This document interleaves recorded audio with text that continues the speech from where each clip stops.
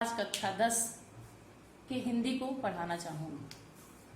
कक्षा 10 हिंदी सिलेबस तो आपको पता होगा, फिर भी एक बार मैं बता दूं कि सबसे पहले हिंदी का जो पेपर आता है, पेपर में सबसे पहला क्वेश्चन हिंदी साहित्य के इतिहास से है।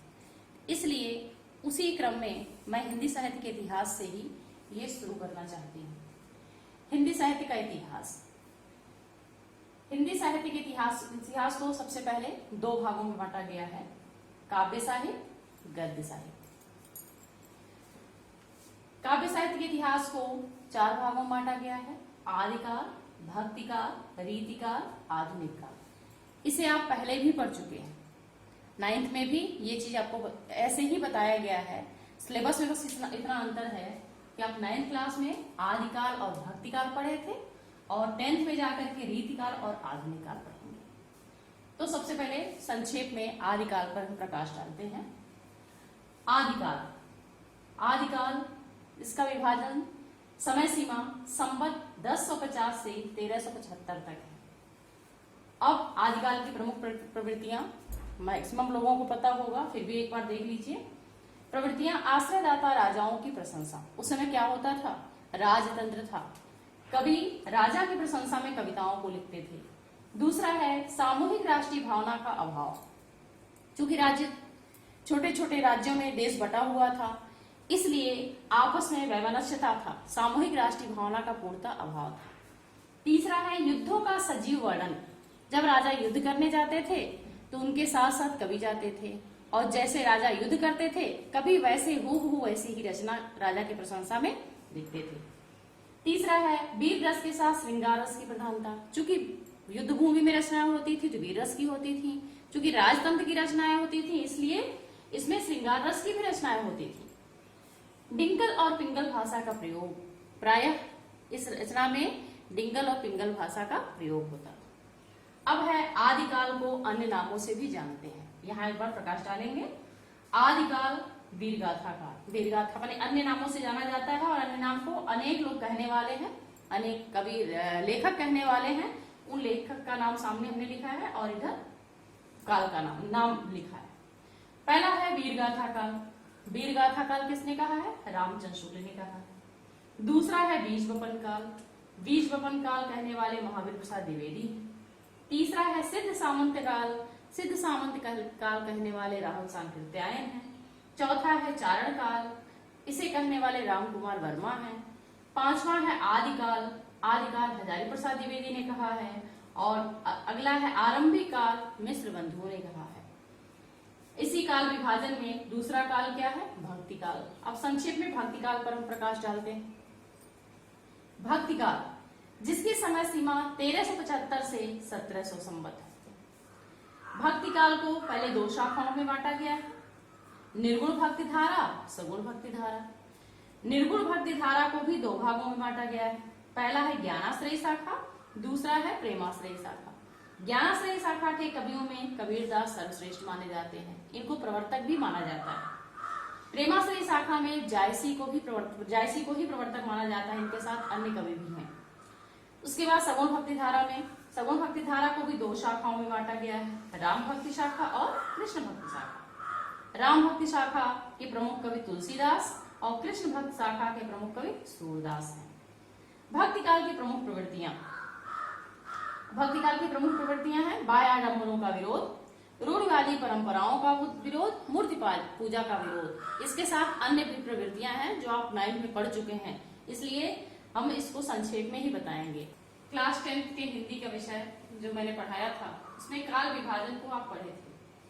उसी का अगला भाग रीतिकाल, जो हमने बताया भी था, अगले वीडियो में मैं इसको एक्सप्लेन करूंगी। तो रीतिकाल ये क्लास 10 का सिलेबस है और इसी के अंतर्गत प्रश्न आते हैं, इसलिए थोड़ा मैं समझा दूंगी और कुछ होमवर्क में आपको प्रश्न बोलूंगी, आप उसका आंसर लिख करके लाएंगे। रीतिकाल। रीतिकाल की समय सीमा 1700 से 1900। ये तो संवत में है, सन में 1643 से 1843। सन और संवत में ये 57 वर्ष का अंतर होता है। सन संवत में 57 वर्ष का अंतर होता है। अब रीतिकाल को भी इसके विशेषताओं के आधार पर 3 भागों में बांटा गया है, रीतिबद्ध, रीति सिद्ध, रीति मुक्त। अब रीतिबद्ध, रीति सिद्ध, रीति मुक्त क्यों कहा गया है? रीतिबद्ध में क्या है, रीति सिद्ध में क्या है और रीति मुक्त में क्या है? रीतिबद्ध जो यहाँ की विशेषताएं बाद में हम आपको बताएंगे, उस समय रीतिकाल में चूंकि आदिकाल की जो विशेषता थी, कुछ अधिकतर विशेषताएं रीतिकाल में थी, लेकिन इसकी विशेषता कुछ परंपरा के अनुसार, रीति बने होता है परंपरा के अनुसार चलने की थी, कुछ नियम बने थे और अलंकार पक्ष की प्रधानता इसमें अधिक थी। कला पक्ष की प्रधानता थी। कला पक्ष में रस को छोड़ करके अलंकार, शब्द शक्ति, गुण, दोष आदि इसमें माने जाते हैं। इसलिए रीतिबद्ध में वही कवि आते हैं जो उस नियम के तहत रचनाओं को करते हैं।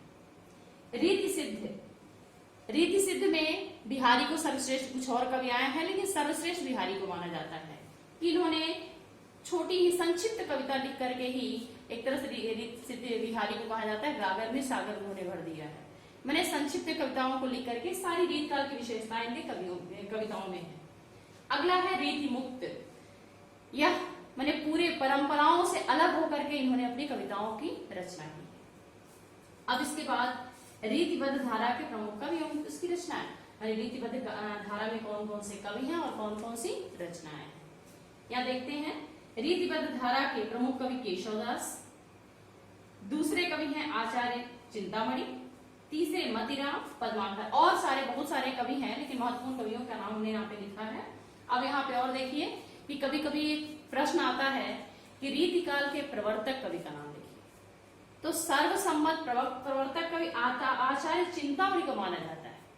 चूंकि केशवदास रीतिकाल के तो कवि हैं, अपनी रचना को लिखने के आधार पर रीतिकाल के कवि हैं, लेकिन केशवदास की समय सीमा भक्ति काल के साथ थी, इसलिए इन्हें आचार्य, कुछ कवि जैसे रामचंद्र शुक्ल ने केशवदास को माना है, बाकी हिंदी साहित्य की रचना जिन्होंने किया है वो आचार्य चिंतामणि को प्रथम कवि मानते हैं। इसलिए रीतिकाल का अगर प्रथम कवि या प्रवर्तक कवि कहा जाता है तो चिंतामणि का नाम लिखना चाहिए। इनकी रचनाएं देखिए, केशवदास की रचना रामचंद्रिका है, जैसा कि आप जानते भी हैं। आचार्य चिंतामणि की रचना कवि कुल कल्पतरु है। मधिराम की रचना ललित ललाम है। पद्माकर की रचना गंगा लहरी है। उसके बाद रीति सिद्ध में और से कवि हैं, लेकिन प्रमुख कवि बिहारी ग्वाल कवि हैं।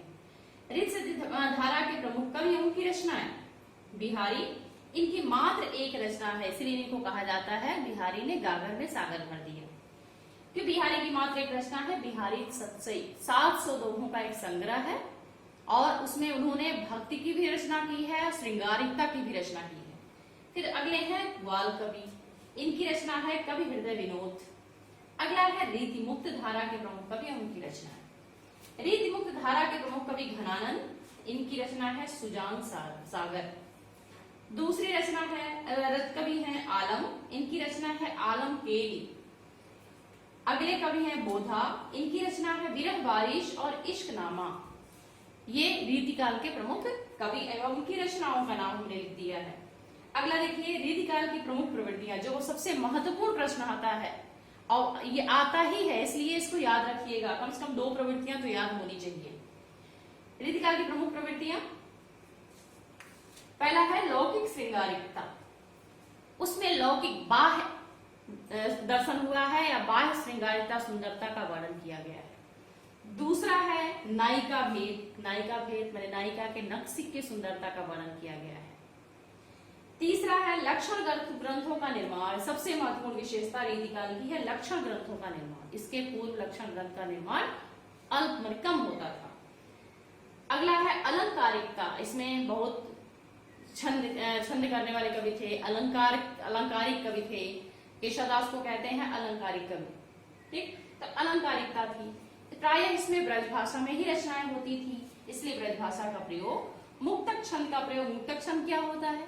जिस छंद में एक छंद में ही पूरा उसका वृत्तांत पूर्ण हो जाए, उसके लिए दूसरे का सहारा ना लेना पड़े, उसे मुक्तक छंद कहते हैं, इसलिए मुक्तक छंद का प्रयोग। फिर वीर रस का प्रवाह, चूंकि इसमें भी आश्रयदाता राजाओं की प्रशंसा होती थी, इसमें भी आश्रयदाता कवि होते थे, राजाओं के आश्रित कवि होते थे, इसलिए वीर रस की रचनाएं इसमें भी होती थी। अब इस वीडियो में हम पार्ट 1 मित्रता जो रामचंद्र शुक्ल द्वारा रचित है उसे पढ़ेंगे। तो सबसे पहले, जैसा कि आपने पूर्व कक्षाओं में भी पढ़ा है, तो पाठ शुरू करने के पहले हम जीवन परिचय पढ़ते हैं। तो जीवन परिचय में संक्षिप्त जीवनी रामचंद्र शुक्ल का हम पढ़ेंगे। अब यहाँ देखते हैं, एक मिनट बोर्ड पे फोकस करते हैं।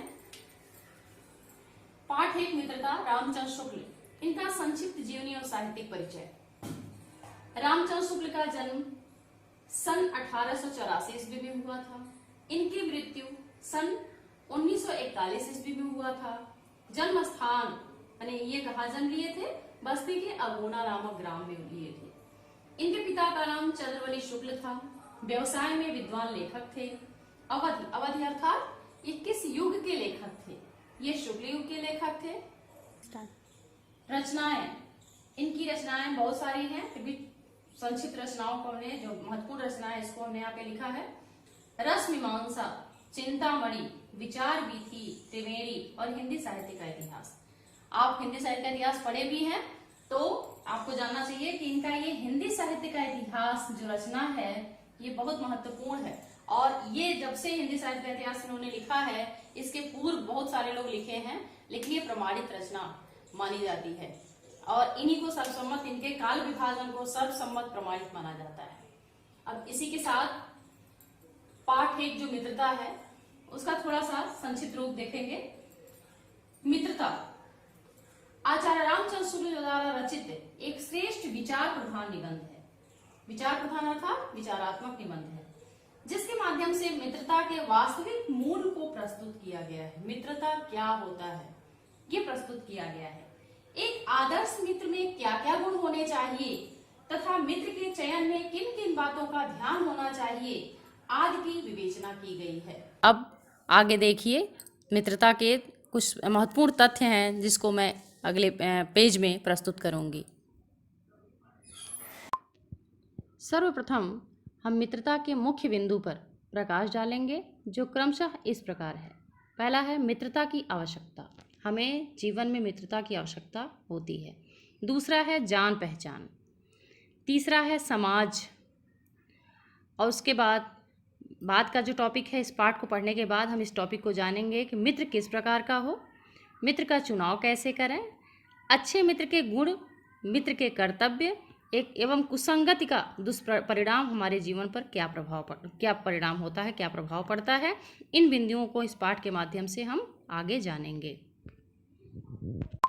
चलिए अब पाठ को शुरू करते हुए पाठ के प्रथम पृष्ठ पर चलते हैं। मित्रता। जब कोई युवा पुरुष अपने घर से बाहर निकलकर बाहरी संसार में अपनी स्थिति जमाता है, तब पहली कठिनता उसे मित्र चुनने में पड़ती है। यद्यपि हमें सबको मित्र की आवश्यकता होती है। जब सबसे पहले हम घर से बाहर निकलते हैं तो हमें ऐसा लगता है कि हमें कोई न कोई हमारा साथी चाहिए। यदि उसकी स्थिति बिल्कुल एकांत और निराली नहीं रहती, उसकी जान पहचान के लोग धड़ाधड़ बढ़ते जाते हैं। अर्थात जो चंचल स्वभाव के लोग होते हैं, उसके जान पहचान के लोग जल्दी मिल जाते हैं और थोड़े ही दिनों में कुछ लोगों से उसका हेल मेल हो जाता है। यही हेल मेल बढ़ते बढ़ते मित्रता के रूप में परिणित हो जाता है। मित्रों के चुनाव की उपयुक्तता पर उसके जीवन की सफलता निर्भर हो जाती है। अब देखिए, बहुत महत्वपूर्ण ये लाइन है कि हमारे जैसे मित्र हमारे साथ होते हैं, वैसे जीवन में हम सफल भी होते हैं, क्योंकि संगति का गुप्त प्रभाव हमारे आचरण पर बड़ा भारी पड़ता है। संगत जो होता है वह ऐसा नहीं है कि आगे सामने से आपको दिखाई देगा, लेकिन हमारे अंदर, हमारे आचरण में बहुत गुप्त रूप से वह अच्छी संगति हो या बुरी संगति हो, उसका प्रभाव पड़ जाता है। हम लोग ऐसे समय समाज में प्रवेश करके अपना कार्य आरंभ करते हैं जबकि हमारा चित्त कोमल और हर तरह के संस्कार ग्रहण करने योग्य रहता है, अर्थात हमारा मन अपरिपक्व होता है। हमारे भाव अपरिमार्जित और हमारी प्रवृत्ति अपरिपक्व होती, माने पूरी पकी हुई नहीं होती है और जल्दी कुछ सीखने की प्रवृत्ति होती है।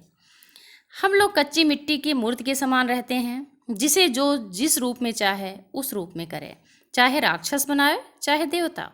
अर्थात हमारी स्थिति उस कच्ची मिट्टी के समान होता है कि यदि संवर जाए तो देवता बन जाए और बिगड़ जाए तो राक्षस बन जाए।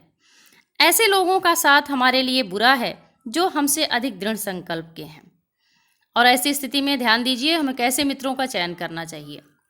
जो हमसे अधिक दृढ़ चित्त के होते हैं उससे भी मित्रता करनी अच्छी नहीं है, क्योंकि वह हर बात को अपने आप से मनवाना चाहेंगे, क्योंकि हमें उनकी हर एक बात बिना विरोध के मान लेनी पड़ती है।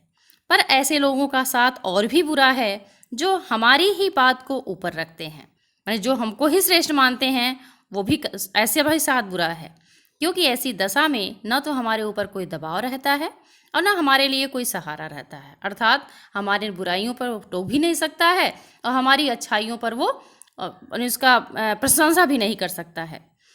दोनों अवस्थाओं में जिस बात का भय रहता है उसका पता युवा पुरुषों को प्रायः बहुत कम रहता है। माने यह मित्रता होते समय यह इस बात को वह ध्यान में नहीं रखता। यदि विवेक से काम लिया जाए तो यह भय नहीं रहता, पर युवा पुरुष प्रायः विवेक से कम काम लेते हैं, क्योंकि वह जोशीले होते हैं।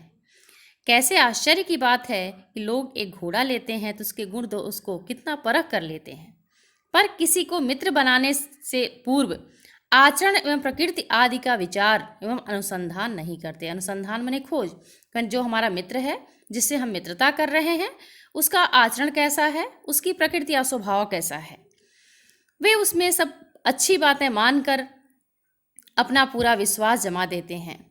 हंसमुख चेहरा, बातचीत का ढंग, थोड़ी चतुराई या साहस, यही दो चार बातें किसी में देखकर लोग चटपट उससे अपना मित्र बना लेते हैं।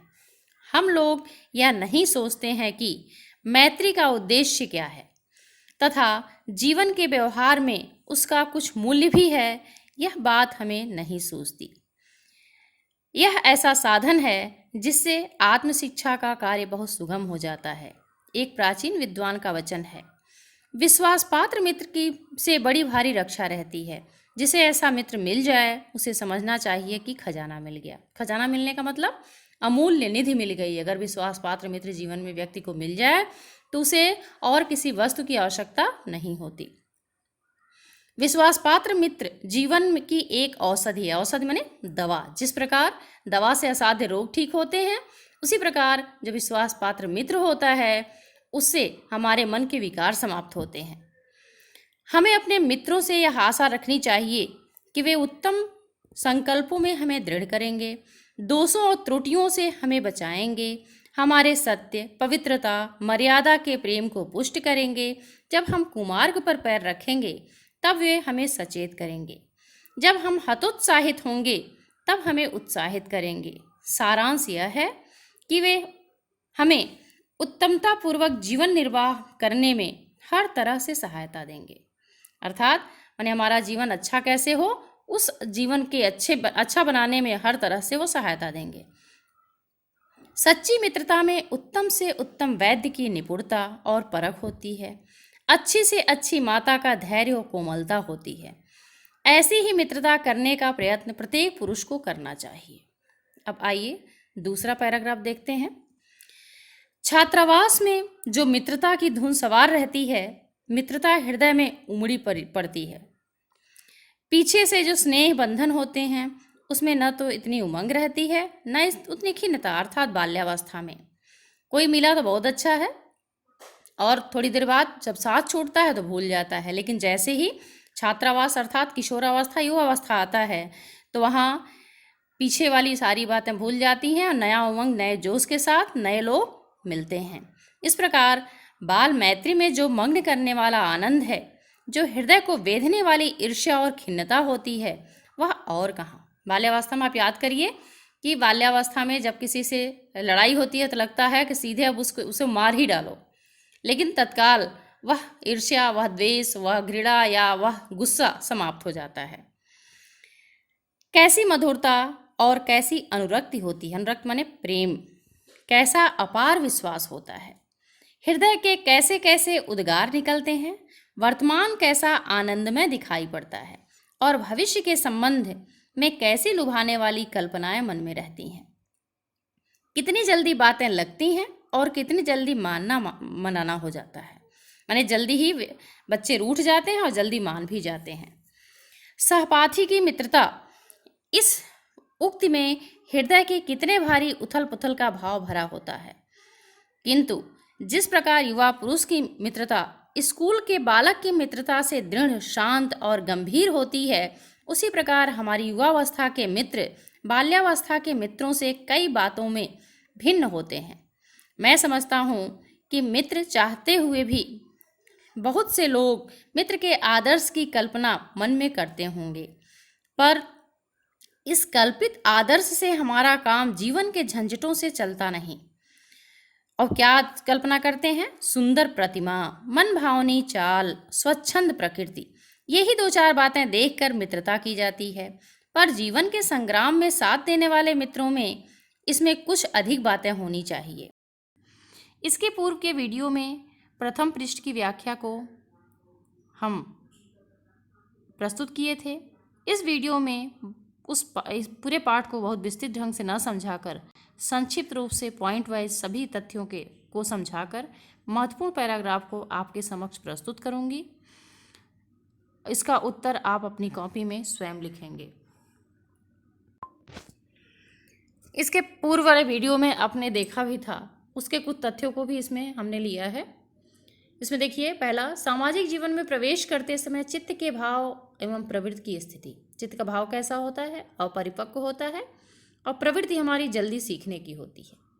दूसरा है, किन लोगों के साथ हमें मित्रता करना चाहिए या नहीं करना चाहिए।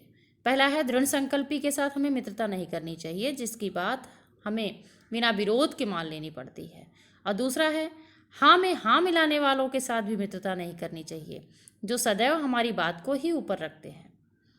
माने अक्सर लोग व्यक्ति में ये देखकर उसे मित्रता कर लेते हैं, हंसमुख चेहरा, उसके बात करने का तरीका, चतुराई, साहस आदि। लेकिन ऐसा नहीं है कि जो ऊपर से देखने में बहुत अच्छा है हमारे लिए किसी भी तरह से लाभदायक है। व्यक्ति मैत्री के समय यह नहीं देखता कि वो उसके पास क्या गुण है और क्या अवगुण है। कुछ बाहरी चीज देख करके उसे झट से मित्रता कर लेता है। मित्रता का उद्देश्य तथा जीवन में उसका मूल्य। अब देखिए, आगे आप देखिए, पढ़ेंगे भी, उसमें चैप्टर में है, कुसंग का ज्वर सबसे भयानक होता है। कुसंग का ज्वर, कुसंग एक ऐसा ज्वर है जो कभी कभी लोगों की जान भी ले लेता है।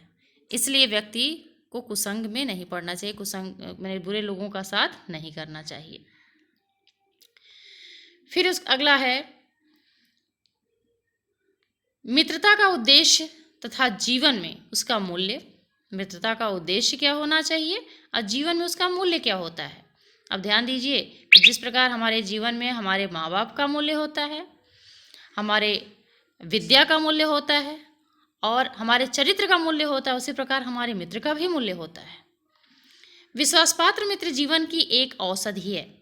औषध माने दवा, उस दवा के समान होती है जो व्यक्ति को असाध्य रोगों से भी बाहर निकालता है। अगला है, निपुणता और परख में उत्तम वैद्य स्नेह और धैर्य में माता के समान होना चाहिए। माने निपुणता और परख में उत्तम वैद्य, नाड़ी पकड़ते ही आपके रोग को वैद्य पकड़ लेता है, और स्नेह में माता के समान होना चाहिए, धैर्य में कि आप माँ से माने कितना भी कटु व्यवहार करें, लेकिन माँ आपके साथ कभी कड़वा व्यवहार नहीं करती है, अगर करती भी है तो आपके लाभ के लिए। आगे देखिए, उसमें यह भी था कि सहपाठी की मित्रता कैसी थी। निश्चल और निष्कपट होना चाहिए, चंचलतापूर्ण उद्दंडता से युक्त स्नेहपूर्ण होती है।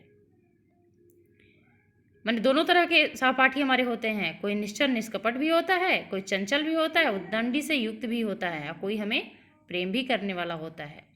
अगला है, युवा पुरुष और बालक की मित्रता में क्या अंतर है। बालक की मित्रता कैसी होती है? क्षण भर में मित्रता होगी, मित्रता टूट भी जाती है और मारने काटने को तैयार हो जाते हैं, पुनः फिर मित्रता हो जाती है। लेकिन युवा पुरुष की मित्रता कैसी होती है? दृढ़ होती, मजबूत होती है और आजीवन चलने वाली मित्रता होती है। मित्रता में कल्पित आदर्श सहायक नहीं है। हमारी कल्पना क्या है कि जो हमारा मित्र हो वह सुंदर भी हो, वीर भी हो, स्मार्ट भी हो, सब गुण उसके अंदर हो, फिर भी हमारे कल्पना के अनुसार वह मित्र हमारा नहीं होता है। अगला है, अच्छे मित्र की विशेषता क्या क्या होनी चाहिए।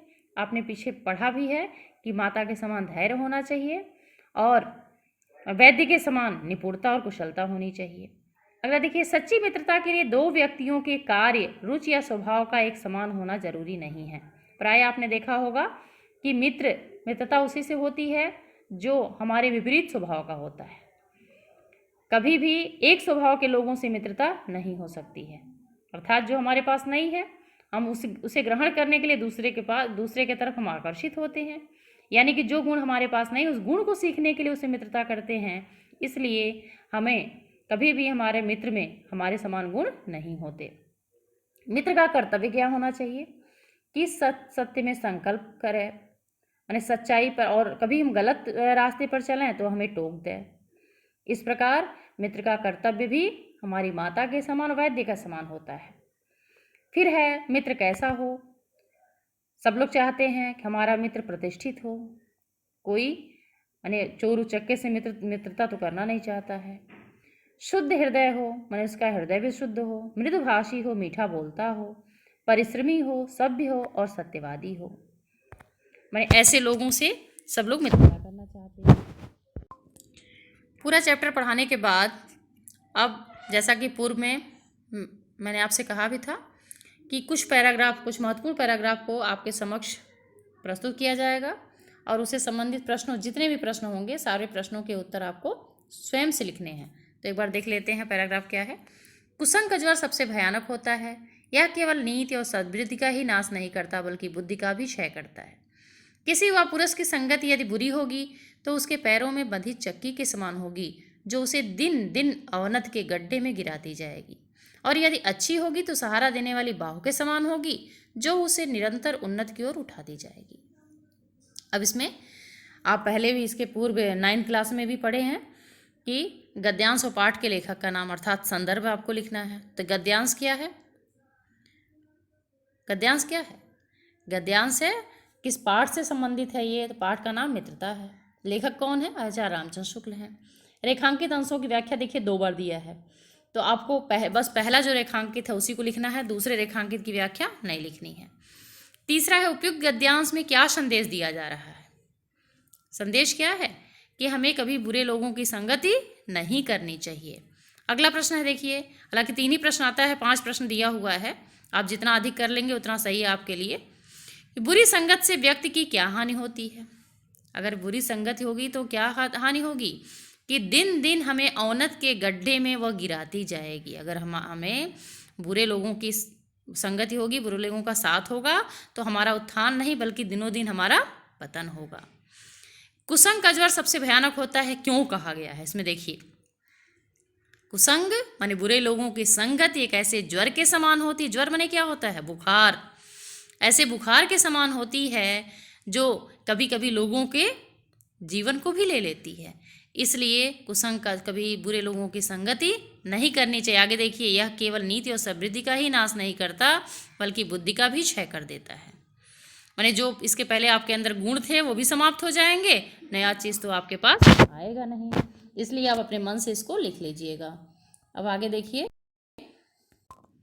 दूसरा पैराग्राफ है, हम लोग ऐसे समय समाज में प्रवेश करके अपना कार्य आरंभ करते हैं जबकि हमारा चित्त कोमल और हर तरह के संस्कार को ग्रहण करने योग्य होता है। इसमें देखिए नीचे अंडरलाइन है कि हम लोग कच्ची मिट्टी की मूर्ति के समान होते हैं, जिसे जो रूप चाहे उस रूप का करे, चाहे राक्षस बनावे चाहे देवता। वहाँ से लेकर के मान लेनी पड़ती है। गद्यांश के पाठ लेखक पूर्ववत हैं। रेखांकित अंश की व्याख्या, जितना रेखांकित उसकी व्याख्या लिखनी है। हम लोग कच्ची मिट्टी के मूर्ति के समान रहते हैं। इस वाक्य में हम लोग से किसकी ओर संकेत किया गया है? माने युवा वर्ग को। हालांकि हम लोग टीचर लोग नहीं, बच्चे जो किशोरावस्था में हैं, जिनके अंदर बहुत कुछ सीखने की प्रवृत्ति होती है। हम तो परिपक्व हो चुके हैं, लेकिन जो अपरिपक्व होते हैं वो कच्ची मिट्टी की मूर्ति के समान होते हैं। वो अपना विकास करके देवता के समान हो जाएंगे और विनाश करके राक्षस के समान हो जाएंगे।